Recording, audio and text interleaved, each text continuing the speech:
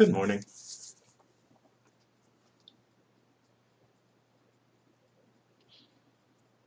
Good morning, love, light, Ananda. It's always the most awkward part of the broadcast because I don't even know. I never know for sure if I'm even broadcasting. Now I'm guessing because you said hi right back to me that you can hear me. Is my sound okay today? Oh, thank you. Good morning, Chickpea Sarnie. I hope everyone's well today. Good. I just made plans for my next trip to Detroit, and I'm realizing, oh, I probably need to upgrade my. I'm probably going to need to upgrade my sound before I try to do the broadcast. I don't know, we'll figure it out. I may just broadcast from my phone. I'm going to be broadcasting from Detroit in just a couple of weeks, so we'll see. Oh, great. I'm glad you guys can hear perfectly. So before we jump in today, I want you all to know that today is the day of the marathon, and it's 50 feet from me right now. So I don't know if you hear noise in the background. If you hear screaming in the background, there is screaming happening out on the streets right now, and it's because the New York Marathon is running, and my husband's outside there watching it, but I'm in here with all of you, the mobs of folks. So yeah, interesting talk today. So I don't know if anyone has, normally checking in with my channel, but I have not. I didn't post. I almost didn't post at all last week, and it's probably going to continue that way for the next few weeks because I kind of got a bee in my bonnet um, about a particular project that I've been slow getting started on, and I don't know. I just got this second wind. Good morning, Trey Leal. So as I was saying, yeah, I just got hit with this desire to dive in on a project. I haven't been necessarily procrastinating about it, but good morning, yeah. So I don't know if I've mentioned, but I have done some work. I've been doing some work in the cooperative movement. And yeah, you got to do it. Yeah, here's what's going on. I've been doing some work with the cooperative movement, and a couple of weeks ago, it was Bruce Webb. Now, Bruce Webb is very modest, and I don't think likes when I shout them out on the channel too much. But it just so happened that Bruce Webb posted these links to Richard D. Wolff, and then later on, we ended up having some conversations about the cooperative movement that I happen to be. An active participant in the development of worker cooperatives, at least in New York City and in Detroit, where I'm actually on the board of directors of an organization that is doing cooperative development in New York, and just in general, like doing things to raise awareness around worker cooperatives and to build, build a network, build the ecosystem for worker cooperatives in Detroit. And one of the things that I've offered to do is to help with some education pieces for the organization that I'm working with in Detroit. And so I'm going to write a play similar to the piece that I did last year on race called Ready, Set, Go, Race, where I looked at the development of race since basically going back into the 15th century in England through the development of race in the colonies of what became the United States. So this is a long way to say. So I'm starting to work on this. So I'm starting to work on this piece, and before I actually start writing, I do a lot of research. So I took the deep dive into the research piece, and right now I've been reading. There's a couple of things I'm reading. One of them is this piece called Emergent Strategies, and I may have shared that with some of you last week. That's by Adrienne Maree Brown, who's based in Detroit, and so that's part of the research that I'm getting into. I'm reading a book that I wanted to have a copy for all of you today, but it didn't arrive in time. But I've been reading it on my phone, called Collective Courage, that looks at the history, specifically the participation of African Americans in the cooperative movement through history, starting at like the end of slavery through the present day. And I've been doing some research into a group called Cooperation Jackson, and there's a book called Jackson Rising. All of these things are going to get shared with all of you. But I've been in it. I've been in it. And so I really, to pull myself out and just post to my vlog, I actually did do an interview with someone who's part of a cooperative that I helped to develop a couple of years ago that's doing pretty well. And so I did an interview with them that I'm going to post at some point. But y'all, I'm just in it. I'm just in it. And when I get in it, I get a little bit headstrong and I can't come out to start thinking about other things. But that has inspired me, has inspired today's topic, which has to do with why black people vote Democrat. So you're like, well, how did you get from talking about co-ops to talking about why black people always vote Democratic? And there is a logic, and we're going to get to it very slowly over the course of this conversation.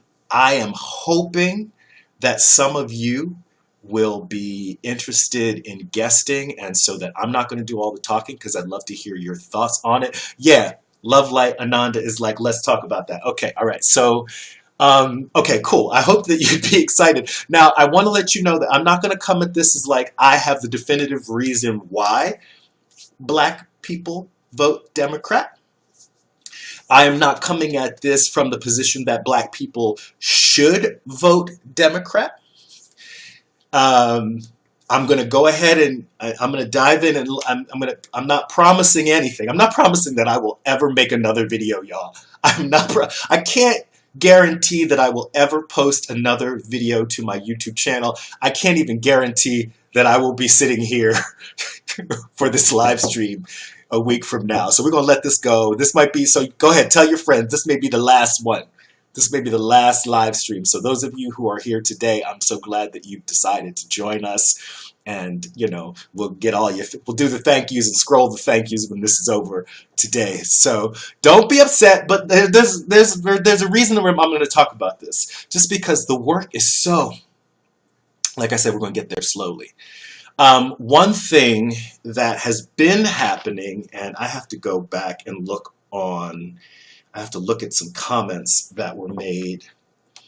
I have gotten some requests recently to respond / comment on what has been happening over on Candace. I can't think of Candace's last name, but Candace, who is Red Pill Black. So I don't know if any of you are aware of Red Pill Black. Candace Owens. So Trish Armijo, I think is how that name is pronounced. So I hope Trish, thank you for the question. But Trish Armijo made a request that I dive in and do some talking about what's going on Candace Owens' channel, Red Pill Black. And, you know, I was aware of Red Pill Black, and my initial reaction, my response was, I'm not going in on Red Pill Black because, you know, of all of the red pill characters out there, why am I going to go in on a sister? You know what I mean? Of all of the stuff, you know what I mean? I would just feel like, you know, I don't even want to use that language, right? I don't want to use any of that violent language, but there's more work to do out there than for me to target in on Candace Owens, who happens to be someone who kind of reads as, you know, passing as African American or black, and, you know, reads as, you know, cis female. I don't know much about Candace Owens other than what I see when I watch that channel. But one thing that I've noted is that Candace is constantly in there telling black people that they need to not be liberals and just really is anti-left. And I'm cool, you know, you could be anti whatever. It's like I don't want to get into the politics that says that because Candace Owens is an African American, is a woman that their politics need to line up with a liberal point of view or a left point of view, whatever that is. Because I'm not. Okay, thank you, Chickpea, for bigger tofu to fry. Yeah, bigger hunk of tofu to fry. So all of that. But all of that said, so here's my thing: is that one of the big things that Candace is always talking about is, you know, black people, why are y'all slaves to the Democratic Party? And that is not a original thought. That's, you know, that's, you hear that a lot. Why are black people slaves to the Democratic Party? And I want to talk a little bit about that, right? And I want to talk about the assumptions that are made when we make a statement like, why do black people feel like they have to, like this, even a majority of black people voting for Democrats, right? So, yeah. And Candace with this kind of view of the left. So I don't want to make this a whole thing about Candace, but I do want to say that there's only so much a person could know, right? There's only so much that a person is walking in with. And Candace has a pretty big channel. And to me, that means that Candace is putting in that work to build that channel, right? To build those numbers. And Candace has their finger on the pulse of the YouTube viewers to be able to draw, you know, subscribers, draw those, get people to subscribe to that channel. And I'm not going to say that it's just because Candace is, you know, reads as an African American woman that people want to, like, that people on the right are going to, you know, gravitate towards that channel, or that people are going to, you know, give a pedestal to, because it's, okay, it's a novelty, right? We can admit that it's a novelty, that Candace as an African American woman is a novelty, but that's like a novelty based on what? Like based on, you know, what politics and what information, right?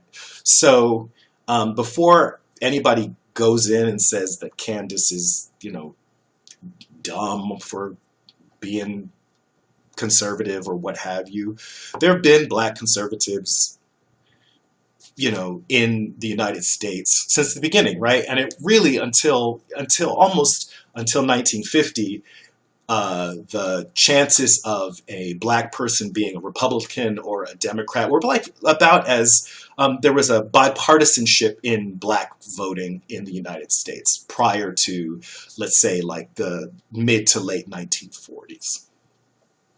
Right? So, you know, it's not simply that, you know, black people got freed from slavery and became Democrats, right? It wasn't this like big sheep thing.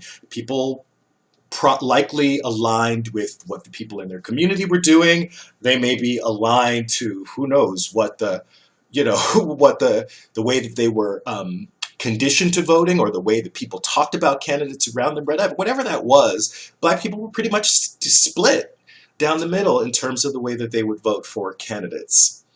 And then you had your first big leap in the late 40s when Harry Truman initiated several civil rights-based initiatives in the United States that specifically materially made differences in the lives of African Americans.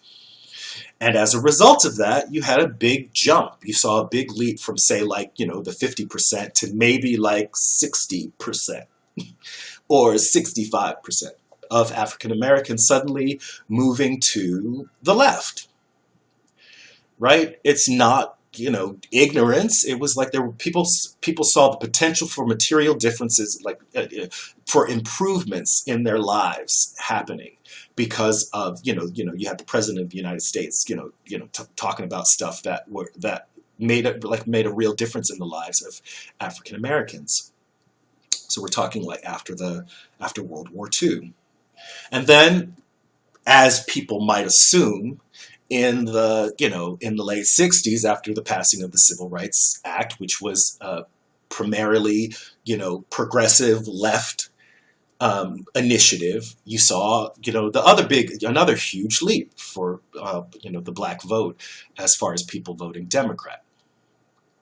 So it's not, people aren't just stupid. You have people who were thinking about their own self-interest and thinking about, as far as, who seems to be concerned with my livelihood. And at that point, we're talking about people who are being lynched, right?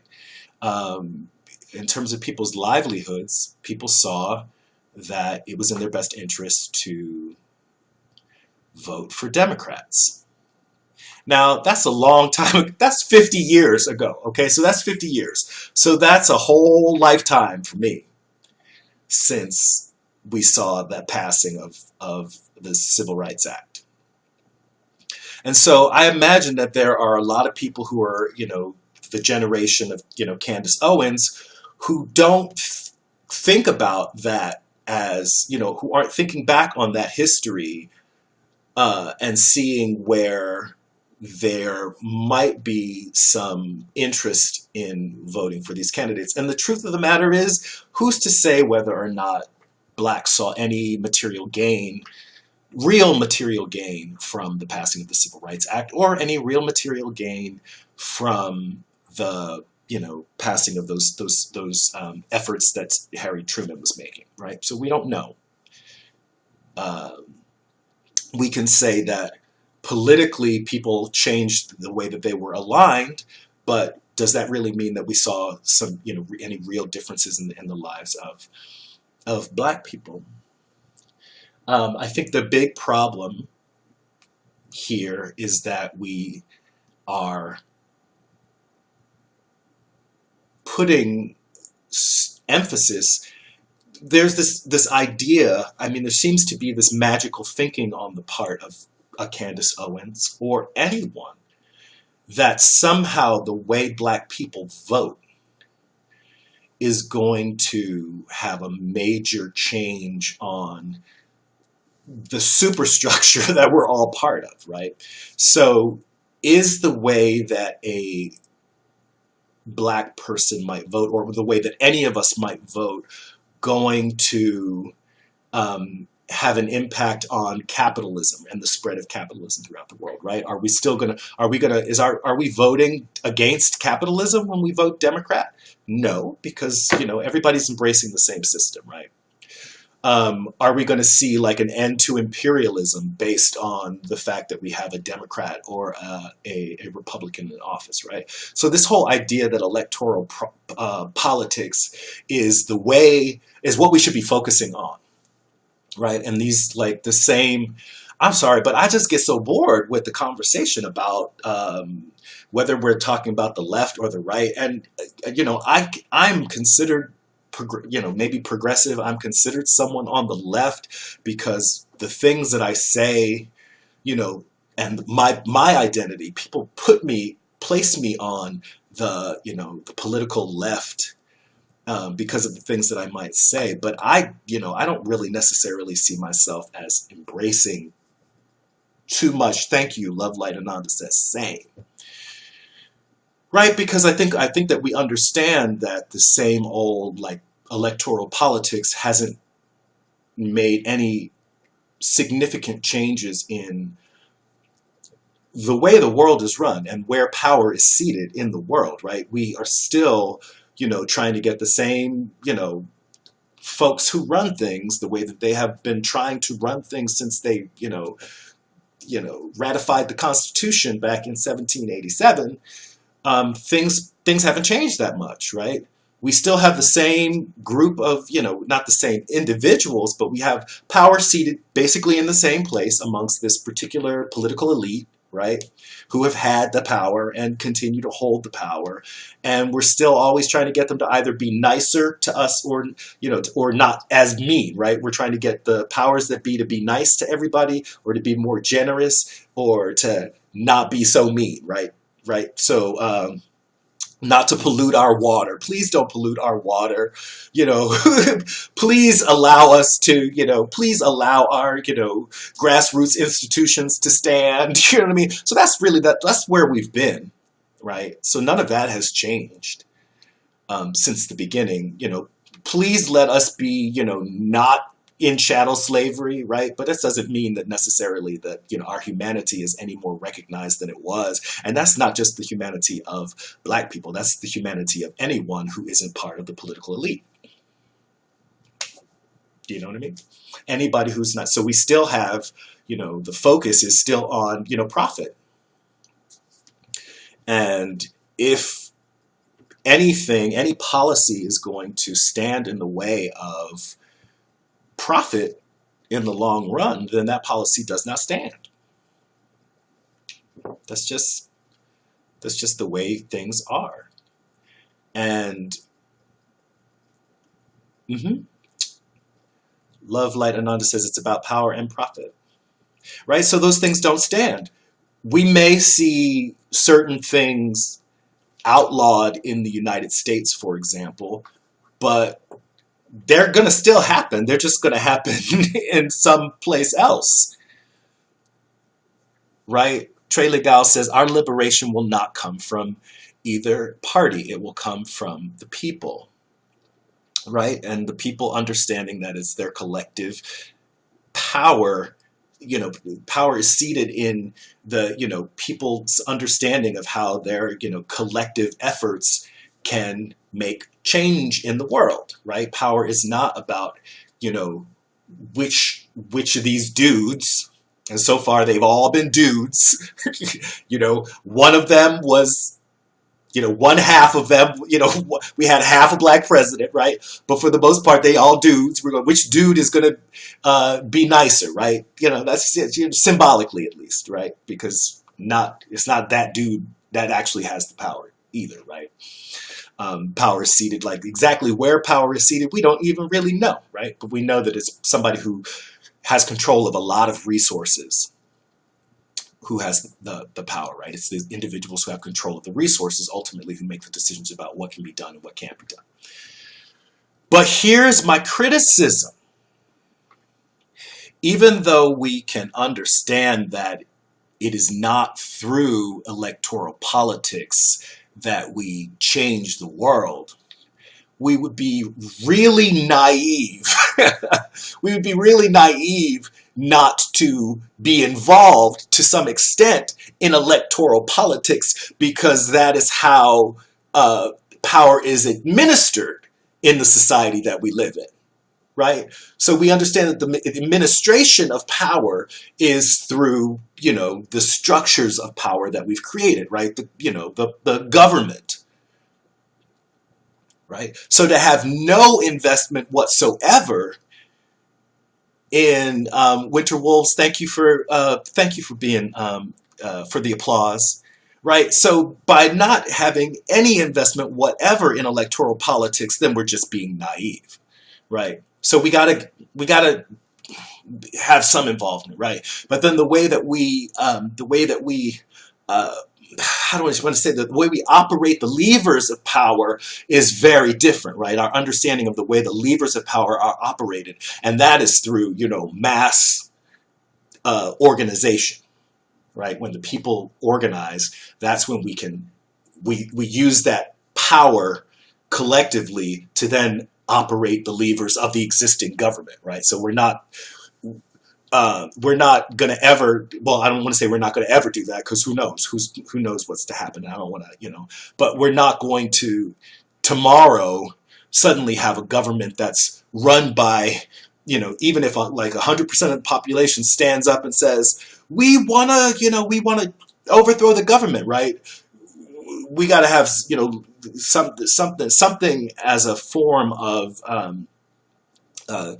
leadership has to exist. We have to be governed somehow, right? We have to be governed somehow. And right now, the option that we have for the way people will be governed is the government that's exists right now. But we do have some control over the levers of that particular system, right?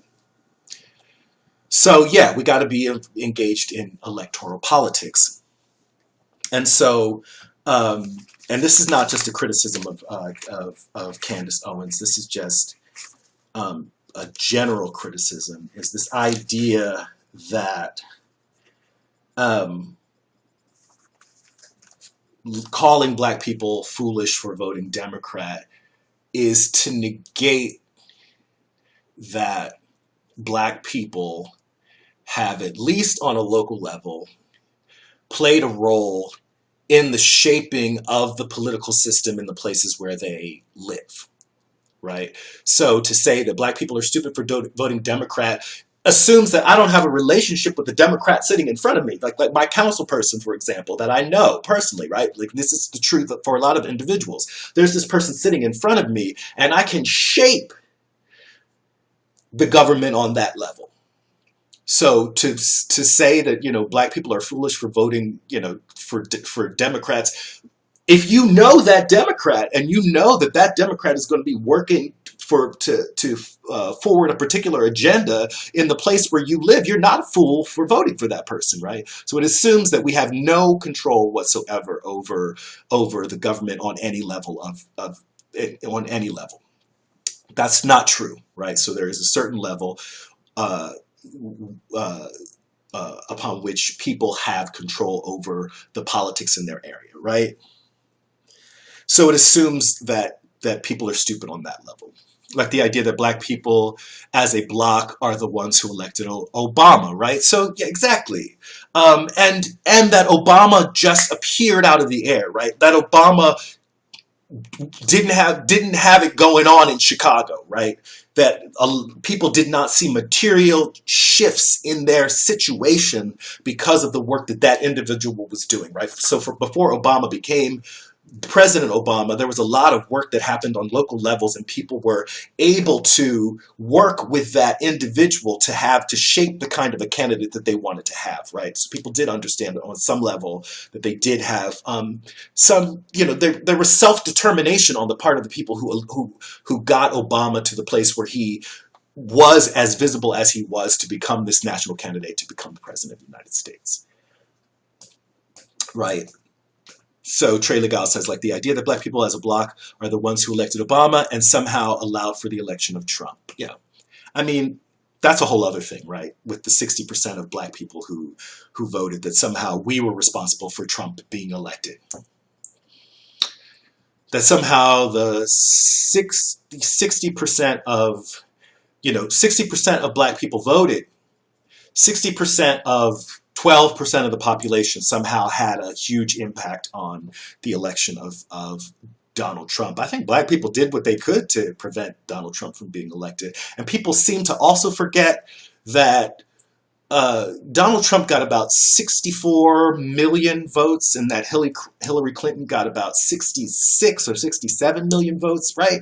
So let's not pretend that Donald Trump won by this landslide, right? Not that any of this is like, so again, not to make too much of electoral politics, but let's not pretend that, you know, the world got turned upside down because of something that black people did that's something that black people did, or that's something that black people failed to do, or even something that Hillary Clinton failed to do, right? Hillary Clinton got a lot of votes, got the majority of the votes went to Hillary Clinton, all right? So let's just not get too caught up in that. But the other thing that is being ignored when we talk about, you know, why, you know, how stupid black people are for voting voting Democrat, and like yeah, even when I was talking about like the shaping of the systems, right? People forget that in the South, like places like Mississippi, that black people went against the Democratic Party to form their own parties, right? You have the freedom parties back in the 60s right? With people like Fannie Lou Hamer, right? Who went against the Democratic Party, the white majority Democratic Party, where blacks weren't even really allowed to vote. Black people were disenfranchised to elect their own candidates who were folded into the Democratic Party, right? Um, who were folded into the Democratic Party. So like, yeah, so just by saying, why do black people vote? You know, why are black people these sheep voting for Democratic candidates? Some of those Democratic candidates were the result of a complete reshaping of the Democratic Party in parts of the country, so that that Democratic Party would not have been recognizable to people 50 years ago, right? And those are candidates that would not have ever been elected 50 years ago. So that's not. So let's not look at that as uh, let's honor that work that's being done. And let's not undercut that by calling black people stupid for simply voting for Democrats. But also the 40% of African Americans, at least in the last election, who didn't vote, to not understand that as potentially a strategic move. That there's a strategic move on the part of anyone who decides not to be engaged in electoral politics, that you don't have, that's a huge segment of the population across the board, not just amongst African Americans, but across the board, you have a huge segment of the population who's not engaging in electoral politics at all, or at least they didn't in the national election, right? So to simplify things and say, oh, black people vote Democrat, all black people don't even vote. All black people don't even vote, right? And to see that as just, a lack of engagement is, I think, naive, and I think it's insulting to autonomy of black people to think for themselves, and an investment in their own self-determination, right? So that's, number two, right? And so then also, as I've already said, to assume somehow that electoral politics is the only strategy for social transformation, right? So it's the same old song being sung, right? And being caught. So my I don't want to give advice to Candace Owen, but I'd be like, I would be, it doesn't bother me that Candace Owen is talking about people being stupid because of who they vote for. Right. So yes, and of course, and yes, and there are conservative black people, and so let's talk about that. That there's been a trend towards conservatism in the black community. Right? We've seen a huge dip since, since 2000 in there was an upward trend, right? When, like I said, about 1950, there was an upward trend, but we have seen a trend towards conservatism amongst black people in the United States, at least towards in terms of voting for Republicans. So black people who are engaged in terms of black people being engaged in electoral politics, we're seeing that there is more diversity amongst black people and who they're voting for. But, like I say, like that's not the be all and end all. We can't gauge the engagement, like civic engagement amongst black people on who they vote for and whether or not they are have their own self-interest in mind. So that's what I wanted to say about that. So I want to get in. I want to know what all of you think, and hopefully, like I said, somebody will jump into the guest queue and talk about this. So Chichikov says, yes, don't forget conservative black people. Absolutely. And I think that when we hear people say, if you're a black conservative, people are going to make fun of you, or people are going to call you stupid. The only person who's going to get on you for being a, black Republican is someone who, A, is only thinks about electoral politics as as a strategy, and thinks somehow that electoral politics is going to make that big a difference in their material existence in the concrete circumstances that they are in right now. Like, do I really think that because some black person voted for Donald Trump that it's going to have that much of a difference in my life? Do I really think that the fact that Donald Trump is president is going to have that big of a difference in my life, like immediate difference in my life? No, I don't think so. I don't think that's going to happen like that. I think we're still going to be fully invested in capitalism, which is, leading towards the destruction of the planet, regardless of, who we vote for. And so the only person, again, who's going to like get down on you about being a Republican if you're black is somebody who was probably a little bit blinded about had a limited understanding of the way our government runs and what the priorities are in the world, right? Or neoliberalism, right? That just not understanding the way the world works. And so, not to insult people in high school, but it's very high school, the concern about how people are going to feel about you because of your politics, regardless of you, because of your identity, based on your identity. Thank you for inviting 278 fans to the broadcast. Mandy, I think it's Mandy Hits. And thank you for being here. Let me see. Love Light Ananda says the religious right in the black community are becoming more divisive. That's interesting. I would like to know a little bit more what you think about that. And of course, like I say, there's always the opportunity for people to jump on and guest. Chichikov, conservatism correlates closely with fiscal literacy. This should be celebrated, in my opinion. Well, I mean, see, here we go. And I think when you talk about fiscal literacy, you're talking about economic literacy, yes? So again, like what is it that we understand about economics that allows us to make the choice or leads us to make the choice to be conservative? What are we saying yes to? And are we saying no to that when we decide to be liberal? Are we rejecting capitalism in the United States when we vote for the Democrat? I don't think so. I don't think so at all. So to me, it doesn't matter if you vote for if you're conservative or if you're liberal, if you're still backing the same horse, and the horse that we're backing is capitalism and imperialism.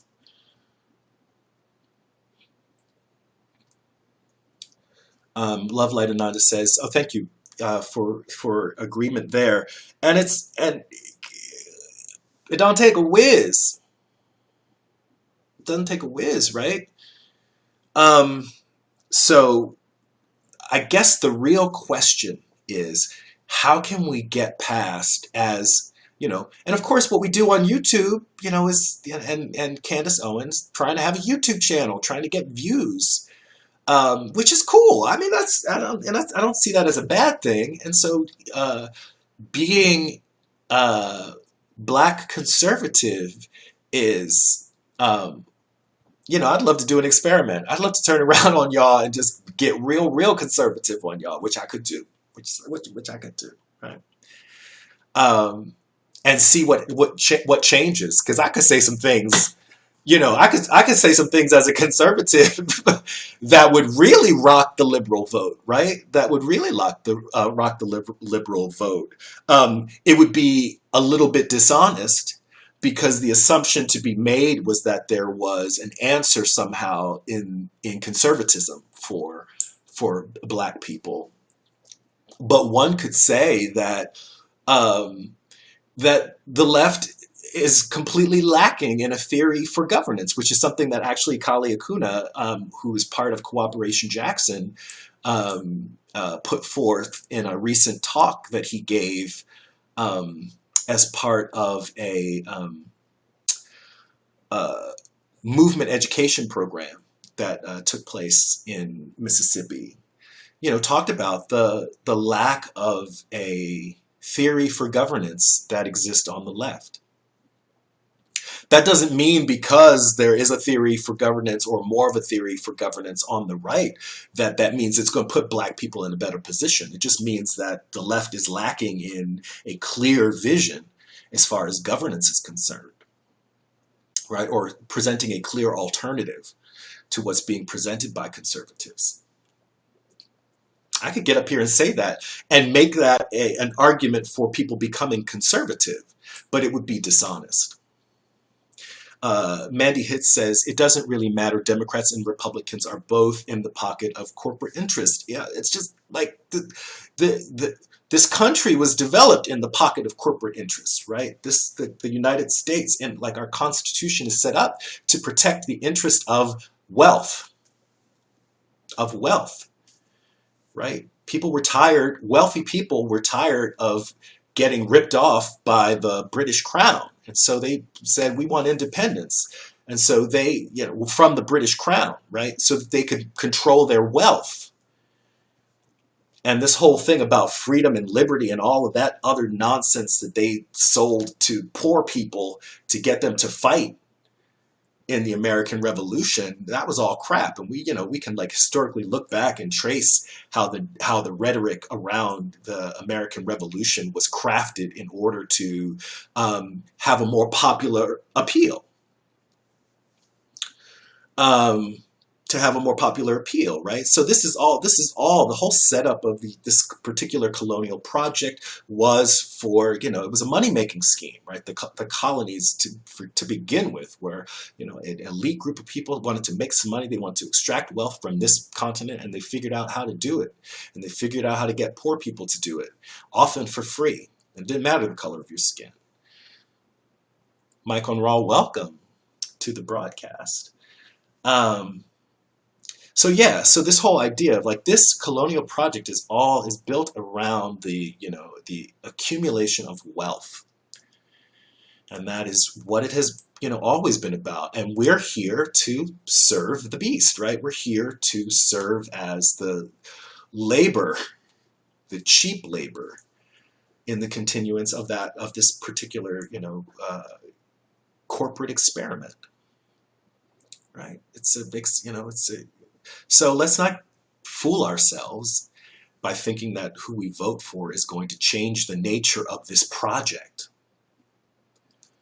right? We're not going to change the nature of this project simply based on who we vote for, right?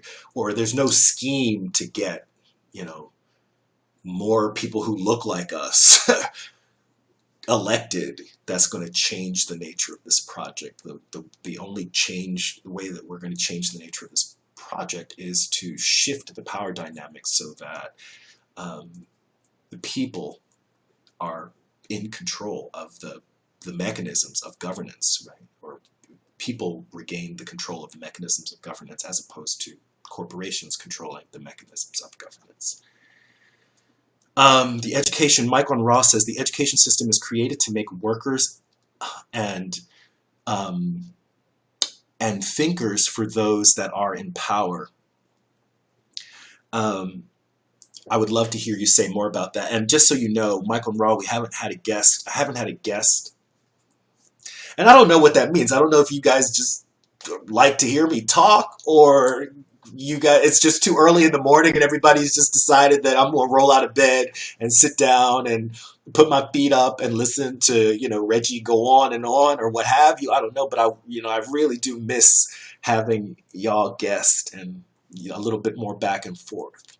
So, Michael and Rod, I don't know, just to catch you guys, y'all who are joining us late in the broadcast, we've been talking about this idea of, why do black people vote Democratic, right? And just pulled apart like how that statement in and of itself is problematic. The assumptions that have to be made for us to see it as a problem or not a problem really are all based on a very limited analysis of what what is what the effectiveness of electoral politics in changing, transforming the lives of everyday people, and also, not paying respect to the real work that has been done in all kinds of communities to have a leadership, and that's in terms of who's being elected to offices, that is more representative of people, right? Of a representative of people, right? And that may backfire, that may, fail us. That might not, we might not make much headway based on who we get elected to office, but that's just because there were limits to what we were ever going to accomplish with a government structure that's set up to, maintain power amongst a very few, right? So there's got to be a way for Black folks to get equity in America, but we lack leadership. Okay, so here, Love Light Ananda is where I'm going to talk about some strategies that I am seeing. One is, if you look into, and I'm going to highly recommend people look into Cooperation Jackson. I'm going to tell you this, it's going to be a little scary for some of y'all, because some of the, I'm not going to say that, I shouldn't say that. I will say this, I will say that the history of Cooperation Jackson comes out of a lot of what I want to call radical thinking amongst Black activists, starting way back in the 60s and even prior to that. In fact, Cooperation Jackson has focused a lot of its energy around the formation of assemblies, general assemblies, which folks who remember around, Occupy Wall Street, the Occupy Wall Street made assemblies, general assemblies, kind of a household word, at least in the United States. But I think general assemblies have been used all over the world as a way to organize people to make decisions collectively using the consensus model. And so this idea of building grassroots power, a base of grassroots power, but that is done in a way, structuring the way that we work together, giving people practice in self-governance. And I think that that's something that's sorely lacking in the United States, is people having a real sense of direct democracy.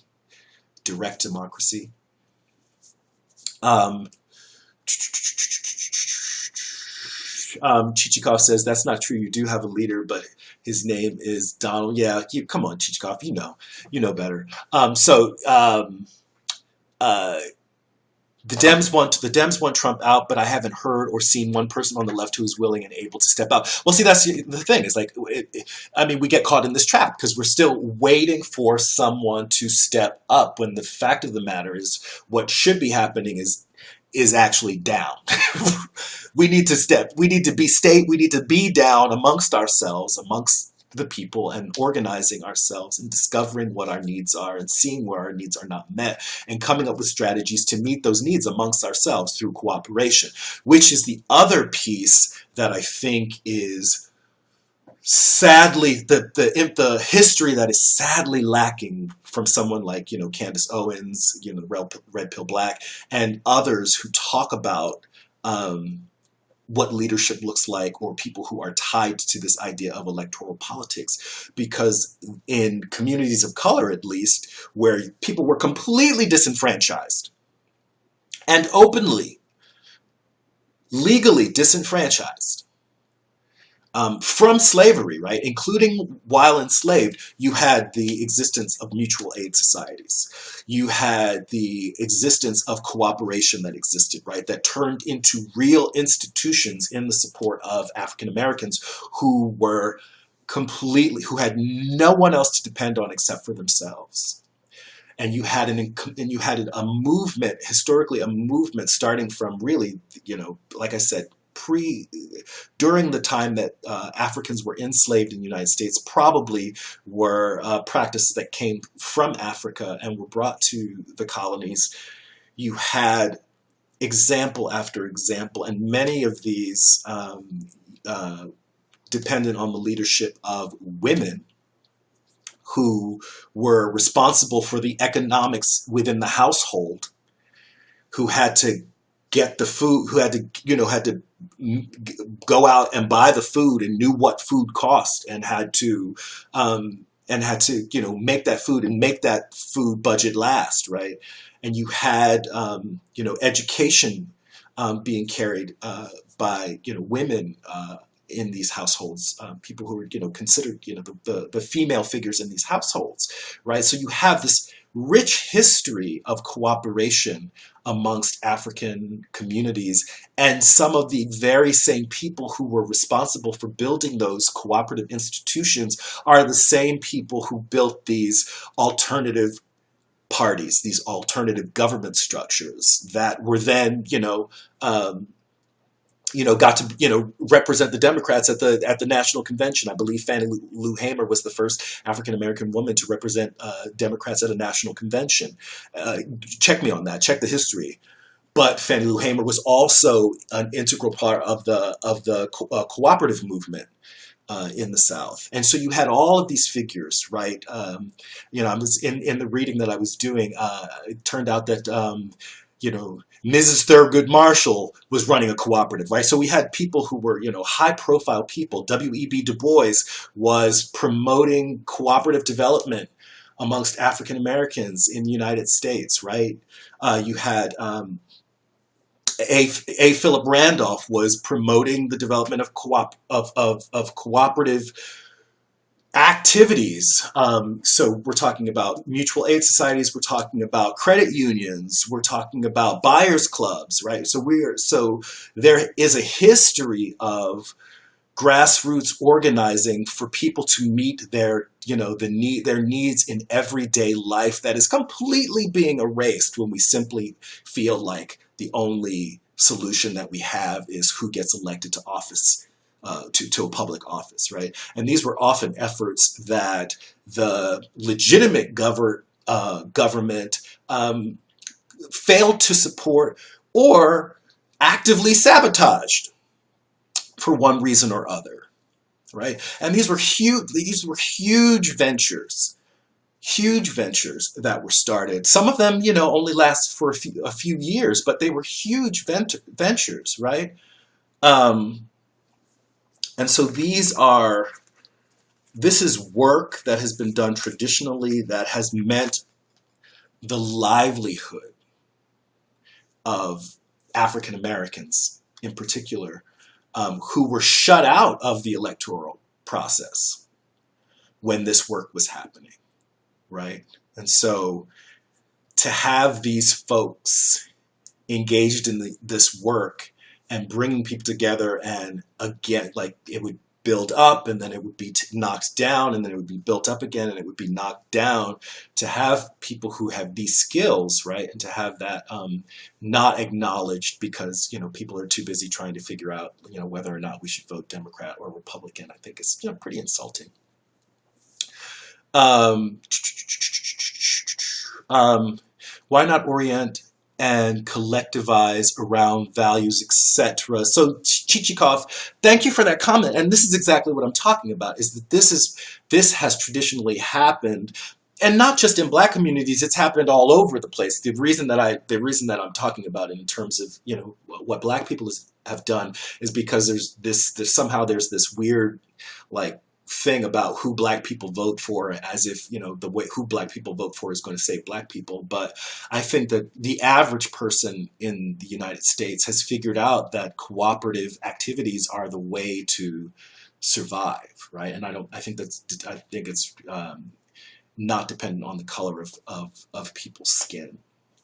And so you have this cooperative movement that has been growing in the world. In fact, many of you may not know that this is the decade of cooperatives, and that I believe it was 2015 was the year of the cooperative.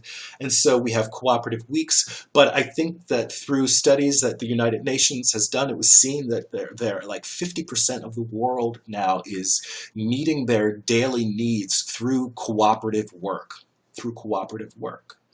So much of the world is dependent on the type of collectivizing that I think you're talking about, Chichikov. So yeah, just trying to keep it real, trying to keep it real. So, yeah, over the next few weeks, I'm going to continue looking at the Constitution because I said I was going to, and we're going to work our way through it. Although I've been discovering that there are some other people who've done a great job of breaking it down, but I want to break it down because I want to put that language and I want to be able to understand it. And so my pursuit of the study of the Constitution is really for my own better understanding so that when I engage in conversations around the Constitution, I know what I'm talking about. But what I'm beginning to understand, or what I think I strongly suspected when I went into doing this work, was that you're only going to get so far with the Constitution because the Constitution was not there for all of us. The Constitution was there for a very limited group of people and to ensure the maintenance of power in a very small place. So yeah, so yeah, that's how I feel about that. So I'm going to be continuing with those things, but I also am going to be shifting my focus a little bit. I think last week I talked about my friend Emma Yura, who's at the Center of Family Life, who I want to try to get on the channel. As I told you, I already have an interview in the can. It's in my phone, actually, from someone who's part of a cooperative that I helped to develop a few years ago. Chichikov says, the political landscape in the UK and elsewhere seems very different. That's why I ask. Perhaps there's better ways. How much is it helping? I've been talking about collectivism forever and it falls on deaf ears. We are better together. So Love Light Ananda says, I've been talking about collectivism forever and it falls on deaf ears. I'm going to say this, Love Light Ananda, there is a growing cooperative movement, and I think one of the things that we have to keep in mind is that everybody who's working cooperatively doesn't call it a cooperative, because I think sometimes we formalize language around movements and forget that there are people who are doing it because it's natural. It's what comes natural. And we happen to be living in a society where collective action is not encouraged. In fact, it's actively discouraged. And capitalism very much depends on us remaining individualistic. So yeah, and Chichikov is talking about the political landscape in the UK, and I'd like to study a little bit more about this. I've been looking a little bit about what's happened in the Catalan region of Spain. Is that with their attempt to move towards independence, which is problematic in so many ways because the money is there and they want to be independent, and what does that mean? But I think we did learn a lesson. I think we did learn a lesson from what was happening in Spain, that this like fuzzy, warm democracy that we all talk about is backed by violence. And we saw that by when a group of people attempted to break away from a system that they saw as not benefiting them anymore, even though it was close to 50% of the people in the Catalan region voted, and like 90% of the people who were able to vote were for the referendum to secede from Spain. So that was actually touched on in the recent Thor movie, that you often don't get to peace without violence. Woo.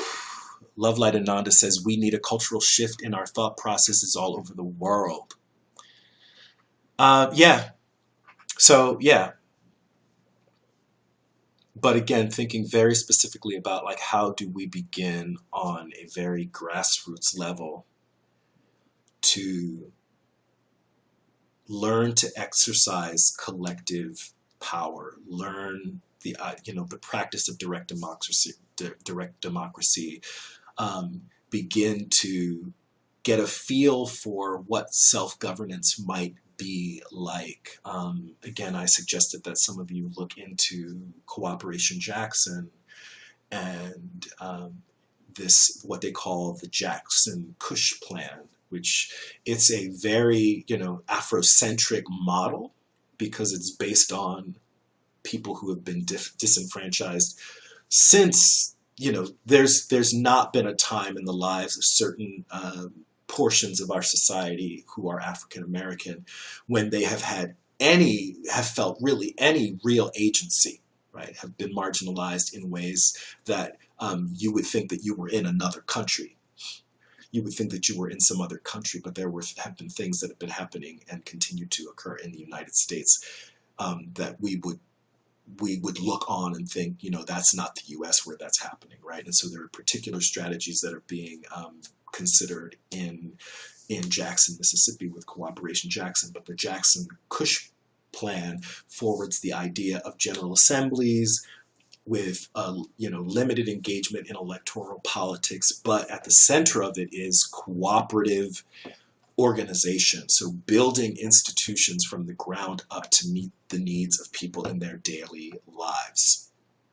So farmers cooperatives and buyers clubs, and figuring out ways that we can we can meet our needs based on a different model than what we've been given with capitalism. So what else is going on? So you guys know that there was, I don't want to spend too much time talking about it, but I'm probably going to touch on it in some videos in the upcoming weeks. But there was another attack in New York, not very far from the place called where the financial district, and it's very near where I teach, and so it was interesting to get a sense of the way the students were responding to that. And I have a very diverse group of students, and so to hear the type of language that was being used, I was actually left feeling very hopeful that people are more intelligent than we give them credit for. Love Light Ananda, yes, I'm going to contact you offline. Yes, please do. Always feel free. You can always reach me through my Ask Me One. That Ask Me One email address that you can grab off of my YouTube channel in the About section. Please do reach out to me, and I will be continuing to do work in the development of cooperatives and cooperative education. This is another title that I encourage people to read, Emergent Strategies, and that's by Adrienne Maree Brown. I encourage people to pick up Collective Courage by Jessica Gordon Nembhard, and it's Collective Courage that covers the history of cooperative development in African American communities since, from slavery to the present day. And I think that you would all be very, very much encouraged by what people have been able to accomplish with very, very little resources, mostly in, the poorest, most devastated communities have been able to work collectively to meet their own needs. Also, Jackson Rising, which covers the formation of the organization Cooperation Jackson, is another book that I'm going to be looking at. I've also been talking to you all about Pedagogy of the Oppressed, which looks at forms of education, which I think speaks to what you were talking about, Mike, on Raw, and the way that education is used in the United States to maintain certain ideologies. And so, yeah, so there's a lot that I'm asking from all of you, but I hope that, as I said before, that you will continue to be engaged in these things and be patient with me as I dive into this work around cooperatives. Yeah, that's it. That's it for this video. That's it for this video. Those of you who are watching this on YouTube, like it if you like it. Share, comment, subscribe. This is Reg signing off. Love yourselves. Peace.